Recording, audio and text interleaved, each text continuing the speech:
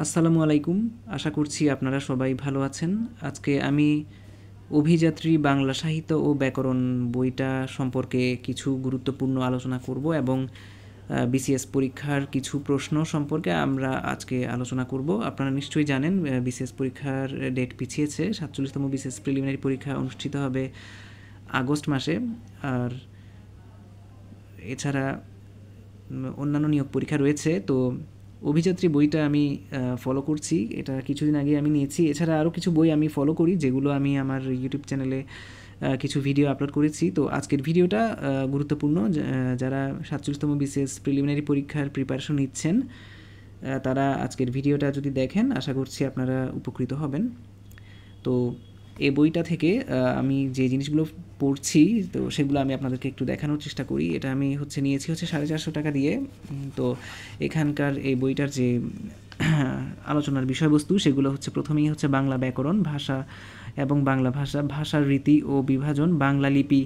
তারপর রয়েছে বাংলা ব্যাকরণ, বাকযন্ত্র, ধ্বনি প্রকরণ, বর্ণের উচ্চারণ, ধ্বনি পরিবর্তন, নত্যবিধান, সত্যবিধান। এরপর সন্ধি, শব্দ সম্ভার, নর ও নারীবাচক শব্দ, সংখ্যাবাচক শব্দ, শব্দদ্বিত্ব, বচন, নির্দেশক, উপসর্গ, সমাস, ধাতু, প্রকৃতি প্রত্যয়, শব্দ ও পদের গঠন, পদ প্রকরণ, এসব আরও কিছু এখানে রয়েছে যেগুলো আপনারা দেখতে পাচ্ছেন। ক্রিয়ার কাল, ক্রিয়ার ভাব, কারক বিভক্তি, বাক্য প্রকরণ, বাক্যের বর্গ, বাচ্য, যতিচিহ্ন, উক্তি, বাগর্থের শ্রেণী, বানানো, বাক্যশুদ্ধি, প্রয়োগ অপপ্রয়োগ, ছন্দ অলঙ্কার, অভিধান, পত্রলিখন, সারাংশ সারমর্ম, প্রশংসন। অর্থাৎ আপনারা যারা বিসিএস এর প্রিলিমিনারি এবং রিটেন অংশের প্রিপারেশন একই সাথে নিতে চান, তারা এই বইটা নির্দ্বিধায় আপনারা ফলো করতে পারেন।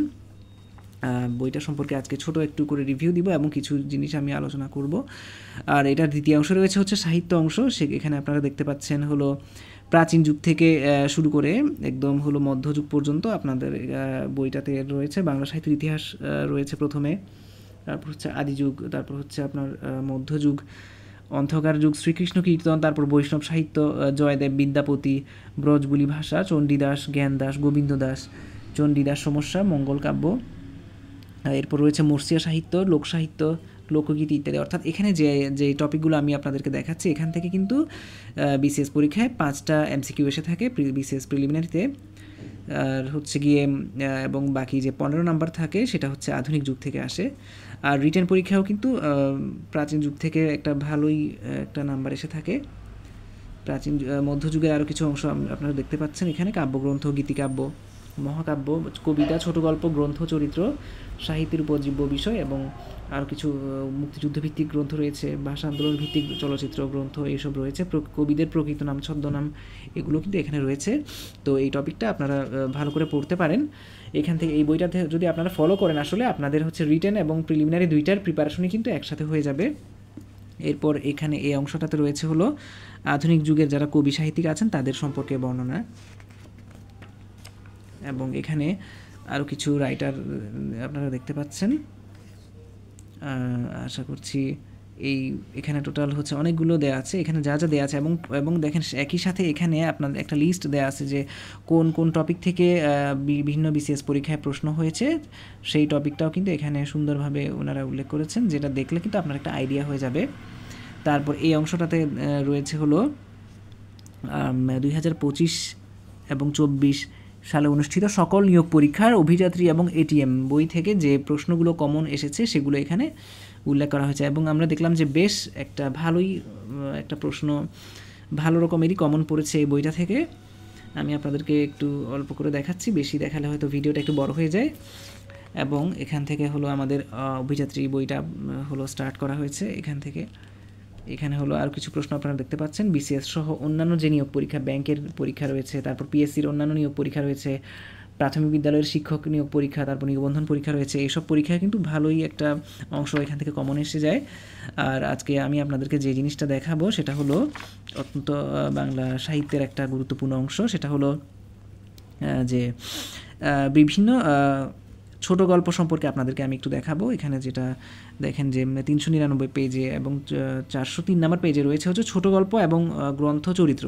এখান থেকে কিন্তু বাংলা সাহিত্যের এই অংশটা থেকে বিভিন্ন পরীক্ষায় কিন্তু প্রশ্ন এসে থাকে, সেটা বিসিএস হোক বা ব্যাংক কিংবা অন্য কোনো যে কোনো চাকরির পরীক্ষায় প্রশ্ন এসে থাকে, এমনকি অ্যাডমিশন টেস্টেও কিন্তু এখান থেকে প্রশ্ন এসে থাকে। তো এই ভিডিওটা আসলে সবার জন্যই এই টপিকটা, তাই আমি আসলে চিন্তা করলাম এখান থেকে যদি আমি একটা ভিডিও বানিয়ে ফেলি সেটা হয়তো আপনাদের কাজে লাগতে পারে। তো আমি সরাসরি চলে যাচ্ছি হচ্ছে 399 নাম্বার পেজে আমি সরাসরি চলে যাচ্ছি।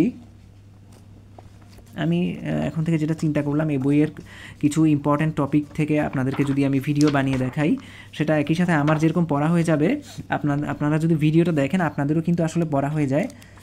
এবং একই সাথে অনেকে হয়তো পড়তে একটু অনেকের যেহেতু পরীক্ষা পিছাচ্ছে, অনেকের হয়তো একটু আনইজি লাগতে পারে, অনেকের হয়তো পড়ার আগ্রহটা কমে যায়। সেক্ষেত্রে আপনারা যদি ভিডিওটা দেখে নেন তাহলে হয়তো আপনাদের পড়াটা হয়ে যাবে। দেখেন এখানে এখানে একটা সুন্দরভাবে একটা চিত্রের সাহায্যে দেখানো হচ্ছে যে ছোট গল্পের শ্রেণী বিভাগ। আমি আপনাদেরকে একটু পড়ে শোনাচ্ছি ছোট গল্প আসলে কাকে বলে। ছোট গল্প হচ্ছে স্বল্প ভাষায় ও স্বল্প পরিসরে জীবনের খণ্ডাংশের বর্ণনা, যেটা হলো এখানে একদম পেজের শুরুতেই দেওয়া আছে। দেখেন এই অংশটাতে যেটা লেখা হয়েছে সেটা হলো ছোট গল্পের সংজ্ঞা দেওয়া হয়েছে, এই যেটা বিসিএস পরীক্ষায় হয়তো প্রিলিমিনারি রিটেন পরীক্ষায় আসার মতো। এখানে যেটা বলা হচ্ছে ছোট গল্প আসলে কাকে বলে। ছোট গল্প বাংলা সাহিত্যের শ্রেষ্ঠ ফসল হলো ছোট গল্প, আর ছোট গল্পের জয়যাত্রা শুরু হয় আধুনিক যুগে। আর ছোট গল্প হচ্ছে বাংলা সাহিত্যের কনিষ্ঠতম শাখা বলা হয় ছোট গল্পকে, কারণ যেহেতু ছোট গল্প নাম দেওয়া হয়েছে কারণ গল্পটা খুবই ছোট থাকে। তারপর ছোট গল্প উৎকর্ষ লাভ করে হচ্ছে রবীন্দ্রনাথ ঠাকুরের হাত ধরে। বাংলা সাহিত্যের সার্থক ছোট গল্পকার হলেন রবীন্দ্রনাথ ঠাকুর, আর বাংলা সাহিত্যের প্রথম সার্থক ছোট গল্প হচ্ছে দেনা পাওনা। এখানে আমি যে কথাগুলো বললাম সবগুলোই কিন্তু পরীক্ষায় আসার মতো। এরপর হচ্ছে বাংলা ছোট গল্পের জনক এবং সার্থক রূপকার রবীন্দ্রনাথ ঠাকুর। তো আমরা বুঝতে পারছি যে ছোট গল্পের সাথে রবীন্দ্রনাথ ঠাকুরের একটা সম্পর্ক রয়েছে। তারপর হচ্ছে রবীন্দ্রনাথের যে ছোট গল্পে যৌতুক প্রথা প্রাধান্য লাভ করেছে সেটা হচ্ছে হৈমন্তী গল্পটা। আপনারা নিশ্চয়ই অনেকে হয়তো কলেজে পড়েছেন হৈমন্তী, অপু এই গল্পটা। তারপর হচ্ছে রবীন্দ্রনাথ ঠাকুর রচিত প্রথম ছোট গল্প কোনটা, ভিখারিণী। এগুলো কিন্তু পরীক্ষায় এসে থাকে, যে এই যে ভিখারিণী যে ইনফরমেশনটা আমি আপনাদেরকে বললাম এটা কিন্তু পরীক্ষায় আসে। তারপর রবীন্দ্রনাথের ছোট গল্পগুলো মূলত কাব্যধর্মী। বাংলা সাহিত্যের সচেতন ছোট গল্পকার হলেন স্বর্ণকুমারী দেবী, উনি হলেন রবীন্দ্রনাথ ঠাকুরের বোন। বাংলা ছোট গল্পে প্রথম কৌতুক রসের অবতারণা করেন ত্রৈলোক্যনাথ মুখোপাধ্যায়। এটাও কিন্তু একটা আনকমন প্রশ্ন, আমি আজকেই আসলে প্রথম দেখলাম, অন্য কোনো বইতে আমি আসলে এই তথ্যটা পাইনি।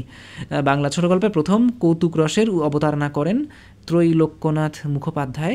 এরপর হচ্ছে শরৎচন্দ্র চট্টোপাধ্যায় রচিত প্রথম গল্প মন্দির, যেটা প্রকাশিত হয় 1903 সালে, এবং এই গল্পটা রচনা করে তিনি কুন্তলীন পুরস্কার লাভ করেন। এখানে যে ইনফরমেশনটা আমি পড়লাম, এই যে মন্দির প্রকাশিত হয় 1903 সালে এবং তিনি কুন্তলীন পুরস্কার লাভ করেন, দুইটাই ইনফরমেশনই খুবই গুরুত্বপূর্ণ, বিভিন্ন পরীক্ষায় এসে থাকে। এরপর কাজী নজরুল ইসলামের প্রকাশিত প্রথম ছোট গল্প হচ্ছে ব্যথার দান। এরপর ছোট গল্পে ম্যাজিক রিয়েলিজম বা জাদু বাস্তবতার প্রবর্তক শহীদুল জহির। শহীদুল জহির সম্পর্কে একটা প্রশ্ন এসেছিল হচ্ছে 46তম বিসিএসে, সেটা হচ্ছে বাংলা সাহিত্যে ম্যাজিক রিয়েলিজমের প্রবর্তককে, অ্যান্সার হচ্ছে শহীদুল জহির। তো উনার সম্পর্কে হয়তো আপনারা অনেকে হয়তো জানেন, কেউ হয়তো জানেন না, তারা আজকে জেনে নেবেন। এবং হলো উনার সম্পর্কে আরও কিছু আমি অন্য কোনো ভিডিওতে উনার সম্পর্কে জানানোর চেষ্টা করব।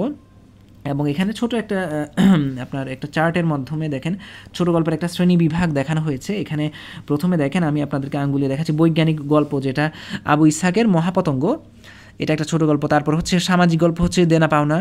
এরপর রয়েছে মনস্তাত্ত্বিক গল্প, রয়েছে হচ্ছে প্রেমেন্দ্র মিত্রের মহানগর, এটা একটা মনস্তাত্ত্বিক গল্প, ছোট গল্প। এরপর রয়েছে আবু ইসহাকের জোঁক, এটা খুবই বিখ্যাত, এটা থেকে হলো গিয়ে আমরা পড়েছিলাম স্কুলে। ওনার আরেকটা লেখা হচ্ছে সূর্য দিঘল বাড়ি, যেটা হলো চলচ্চিত্রে রূপদান করা হয়েছিল। এরপর আরেকটা হচ্ছে ঐতিহাসিক গল্প, সেটা হচ্ছে সৈয়দ ওয়ালিউল্লাহর একটি তুলসী গাছের কাহিনী, এটাও আমরা ইন্টারমিডিয়েটে পড়েছিলাম। এরপর অতিপ্রাকৃত গল্প, যেটা ক্ষুধিত পাষাণ, রবীন্দ্রনাথ ঠাকুরের ক্ষুধিত পাষাণ, এটা হচ্ছে অতিপ্রাকৃত গল্প। এরপর দেখতে পাচ্ছেন আপনারা হাসির গল্প রসগোল্লা, এটা হচ্ছে সৈয়দ মুজতবা আলীর, এটাও আমি পড়েছি। তারপর ব্যঙ্গ গল্প শাহরিয়ার কবিরের ৭১-এর যিশু। তারপরে রয়েছে হচ্ছে দার্শনিক গল্প, এটা হচ্ছে মানিক বন্দ্যোপাধ্যায়ের প্রাগৈতিহাসিক, এটাও কিন্তু বিভিন্ন অ্যাডমিশন টেস্ট বলেন বা বিভিন্ন নিয়োগ পরীক্ষায় কিন্তু এসে থাকে। এরপর রোমান্টিক গল্প সমাপ্তি, এটাও কিন্তু সমাপ্তি গল্পের যে চরিত্রগুলো রয়েছে এগুলো আপনারা পড়বেন। আমি চেষ্টা করব হচ্ছে ওনার গল্পের যে চরিত্রগুলো সেগুলো সম্পর্কে আরেকটা ভিডিও দেওয়ার জন্য। তো এই যে যেই গুলো সম্পর্কে আমি আপনাদেরকে দেখালাম আজকে, সেগুলো আপনারা কিন্তু আরও ডিটেলস বিভিন্ন বই থেকে চাইলে পড়তে পারেন। আমি নিজেও চেষ্টা করব আপনাদেরকে বিভিন্ন বই গল্প সম্পর্কে আরও কিছু বিস্তারিত বলার জন্য। এরপর আমি পরের পেজে যাচ্ছি। পরের পেজে হচ্ছে গিয়ে কিছু একটা ছোট গল্পের একটা চার্ট দেওয়া হয়েছে, আমি আপনাদেরকে এটা দেখাতে চেষ্টা করি। এখানে আপনারা দেখতে পাচ্ছেন, এই জায়গাতে আপনারা দেখতে পাচ্ছেন রবীন্দ্রনাথ ঠাকুরের প্রেম সম্পর্কিত গল্প। দেখেন, এক রাত্রি, নষ্টনীর, শেষ কথা, সমাপ্তি, মধ্যবর্তিনী, এগুলো হচ্ছে প্রেম সম্পর্কিত গল্প। তারপর রয়েছে সমাজ সম্পর্কিত গল্প, যেমন ছুটি, হৈমন্তী, পোস্টমাস্টার, দেনা পাওনা, কাবুলিওয়ালা, খোকা বাবুর প্রত্যাবর্তন। তারপর হচ্ছে অতি প্রাকৃত গল্প রয়েছে ক্ষুধিত পাষাণ, নিশীথে, কঙ্কাল, জীবিত ও মৃত। অন্যান্য গল্প রয়েছে ভিখারিণী, প্রথম গল্প তার, স্ত্রীর পত্র, শুভা, অতিথি, গুপ্তধন। এখানে আমি রবীন্দ্রনাথ ঠাকুরের যে গল্পগুলো পড়লাম আর কি, সবগুলোই কিন্তু খুবই ইম্পর্ট্যান্ট। এগুলো দেখবেন যে বিভিন্ন বিশেষ পরীক্ষায় বা বিভিন্ন নিয়োগ পরীক্ষায় এসে থাকে যে রবীন্দ্রনাথের ছোট গল্পের চরিত্র কোনটি, আপনারা নিশ্চয়ই এটা লক্ষ্য করেছেন। তারপর কাজী নজরুল ইসলামের দেখেন পদ্মগোখরো, এটা খুবই ইম্পর্ট্যান্ট, এটা একটা নিয়োগ পরীক্ষায় এসেছিল। তারপর ব্যথার দান, ঘুমের ঘোরে, মেহের নিগার, বাউন্ডুলের আত্মকাহিনী, এটাও কিন্তু বিভিন্ন পরীক্ষায় এসে থাকে। ওনার প্রথম প্রকাশিত গল্প রিক্তের বেদন, দুরন্ত পথিক, শিউলিমালা, জিনের বাদশা, এই গল্পগুলো সবগুলো ইম্পর্ট্যান্ট, যেহেতু তিনি আমাদের জাতীয় কবি আর রবীন্দ্রনাথ ঠাকুর হচ্ছেন বিশ্বকবি, গল্পগুলো ইম্পর্ট্যান্ট। তারপর হচ্ছে গিয়ে শরৎচন্দ্রের কাছে চলে যাই আমরা, বাকিগুলো আমি একটু গ্যাপ দিচ্ছি কারণ তাহলে ভিডিওটা একটু বড় হয়ে যায়। আর শরৎচন্দ্রের ক্ষেত্রে দেখেন মন্দির, তার প্রথম প্রকাশিত গল্প। এরপর মহেশ, বিলাসী ও অভাগীর স্বর্গ, ছবি, মামলার ফল, এই সবগুলোই খুবই ইম্পর্ট্যান্ট। তারপর মানিক বন্দ্যোপাধ্যায়ের ও তসলিমা আমি, তার প্রথম প্রকাশিত গল্প। সরীসৃপ, প্রাগৈতিহাসিক, এটাও ইম্পর্ট্যান্ট। ছোট বকুলপুরের যাত্রী, এটাও ইম্পর্ট্যান্ট। ফেরিওয়ালা, সমুদ্রের স্বাদ থেকে কিন্তু প্রশ্ন এসে থাকে। তারপর সৈয়দ আলিউল্লাহ, সবগুলোই ইম্পর্ট্যান্ট। নয়নচারা, দুই তীর, খুনি, কেরায়া, বাড়ি, গাড়ি, নৌকা ইত্যাদির ভাড়া। এরপর হচ্ছে গিয়ে বিভূতিভূষণ বন্দ্যোপাধ্যায়, ওনার যে দুইটা গল্প রয়েছে, মৌরিফুল, উপেক্ষিত, এই দুইটাই ইম্পর্ট্যান্ট। তারাশঙ্কর বন্দ্যোপাধ্যায়ের রসকলি, ডাকঘর করা, জলসাঘর। তারপর বলাইচাঁদ মুখোপাধ্যায়, তার আরেকটা ছদ্মনাম হচ্ছে বনফুল, এখান থেকে হচ্ছে গিয়ে করবি, এটা ইম্পর্ট্যান্ট। তারপর সমরেশ বসুর গল্প আদাব। সৈয়দ মুজতবা আলীর রসগোল্লা, চাচা কাহিনী, দুটোই ইম্পর্ট্যান্ট, দুটোই নিয়োগ পরীক্ষায় এসে থাকে। এরপর আবু ইসহাকের মহাপতঙ্গ, দুটোই ইম্পর্ট্যান্ট। আবুল ফজলের আয়না এবং মাটির পৃথিবী, খুবই ইম্পর্ট্যান্ট। এরপর হচ্ছে ত্রৈলোক্যনাথ, ওনার মুক্তামালা গল্পটা ইম্পর্ট্যান্ট। প্রমোদ চৌধুরীর আরেকটা ছদ্মনাম হচ্ছে বীরবল, তার চারিয়ারি কথা, এটা ইম্পর্ট্যান্ট।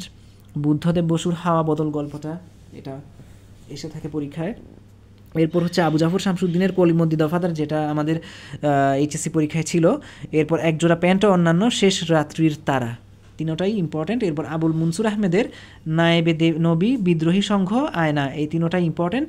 আখতারুজ্জামান ইলিয়াসের সবগুলো ইম্পর্ট্যান্ট। মিলির হাতে স্ট্যান্ডগান, খোয়ারি, দোজখের ওম, দুধে ভাতে উৎপাত, আখতারুজ্জামান ইলিয়াস থেকে কিন্তু বিভিন্ন পরীক্ষায় প্রশ্ন এসে থাকে। ওনার সম্পর্কে আমি আরেকটা ভিডিওতে ডিটেলস দেখানোর চেষ্টা করব। তারপর শামসুদ্দিন আবুল কালাম, ঢেউ, পথে জানা নেই। হাসান আজিজুল হকের শকুন, সমুদ্রের স্বপ্ন, নামহীন গোত্রহীন খুবই ইম্পর্ট্যান্ট কিন্তু। আত্মজা ও একটি করবি গাছ, এটাও ইম্পর্ট্যান্ট। হাসান আজিজুল হকের আরও কিছু উপন্যাস রয়েছে যেগুলো থেকে পরীক্ষায় প্রশ্ন এসে থাকে।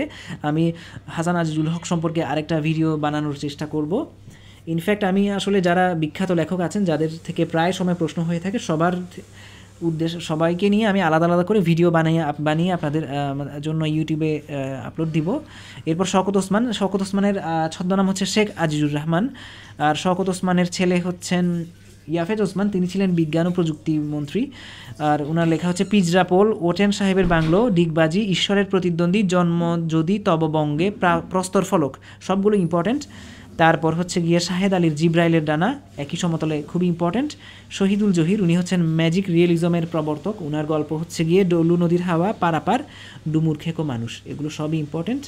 তো আমি আমার ভিডিওটা আর বড় করছি না, সামনে আমি চেষ্টা করব যারা প্রমিনেন্ট রাইটার যারা আছেন তাদের সম্পর্কে ইন্ডিভিজুয়ালি ভিডিও দেওয়ার চেষ্টা করব। তো আশা করছি আজকের ভিডিওটা আপনাদের ভালো লেগেছে।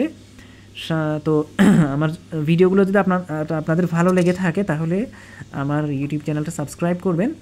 আমি নিজেও আসলে প্রিপারেশন নিচ্ছি 47তম বিসিএস পরীক্ষার জন্য, এবং একই সাথে 46তম বিসিএস পরীক্ষার লিখিত পরীক্ষা দিব। তো পরীক্ষা হবে কি হবে না সেটা আসলে এখনও অনিশ্চিত।